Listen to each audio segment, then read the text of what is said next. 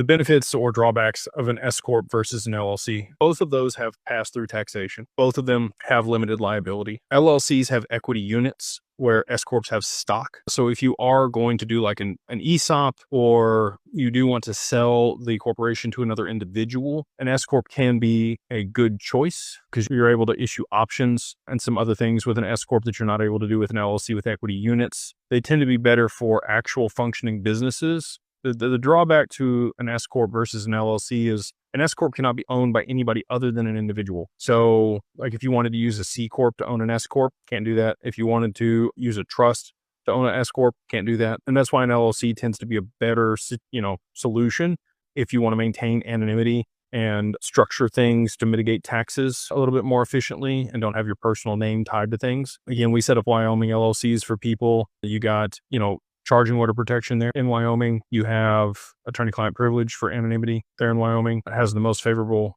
regulation around digital assets, the most progressive of any state when it comes to crypto. No state taxes there in Wyoming. Anyway, so that's a lot of the reasons you don't want to use an S-Corp. The other reason if you don't want to use an S-Corp versus an LLC is if you do get sued by a creditor and somebody comes after you, and if you're holding assets inside of an S-Corp, they can take control of the stock or the shares in the company, liquidate those assets, pay themselves back, and then give you the worthless shares. Not ideal. In an LLC, the equity units prevent that from happening. So again, most of the time when you're holding assets, you want to use an LLC here in the US. When you're managing something, that you could use an S-Corp if you don't want to use like a living trust or have something else on the cap table, and you're okay with holding it your personal name and having your personal name associated with it on public documents. They're all tools, right? You just need to understand how the tools work together and what they're used for and the drawbacks or benefits to using them in different applications.